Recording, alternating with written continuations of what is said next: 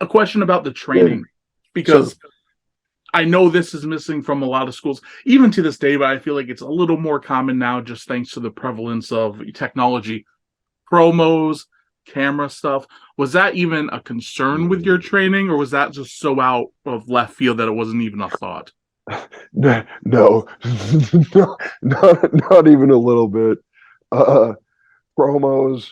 Oh man, I was so bad. It's you could argue I'm still not great at it, but I was so bad at talking when it's like my plan was to never speak. Really? That was actively my plan. I was just going to find a way to just never have to talk. Is it because I, you were terrified of it, or you just didn't I have self confidence, or both? oh yes. So those hands are perfectly intertwined right there. Absolutely. I wasn't good at it, and I never really had the confidence for it.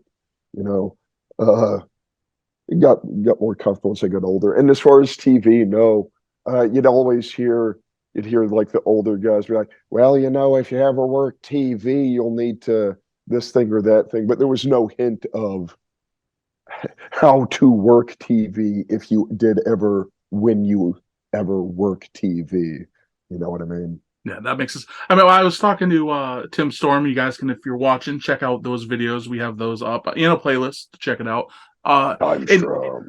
he was training not long out or not long before you did. I want to say maybe like 96, something around then. Mm, And he, with his training, promos weren't really a thing. And television and camera angles, especially, weren't a thing. It wasn't until he started working with like nope. Rob Conway years later where it was like, Mm. oh, you need to do this in front of a camera. Instead of doing it on this side of the ring, do it on this side of the ring so that the way camera can catch you.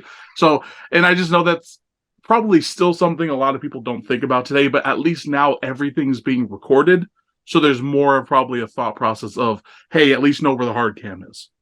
Yeah, that definitely helps out a lot. And yeah, when I started, that wasn't so much a thing anymore, especially as like if I'm coaching, like the further on into courses we get and the further along I am with them, like I will often mention that like you got to think about like where cameras might be. And most of the places that I do coach like have a very like specific wall with an emblem or like a door on it where you're like just imagine that this side is your hard cam. So we want to run most of our things this way rather than to and fro, like that sort of thing, trying to break it down for them like that. That's smart. How Anymore. big was your training class?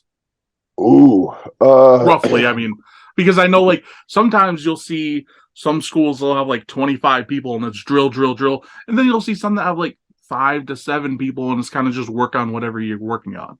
I think 5 to 7 would have been like for the official class. I think it was me and one other dude who started like a week or two after me. And then a little bit later on, we had like another dude who joined like a few months later. But like for the most part, there were like three of us that roughly started about the same time.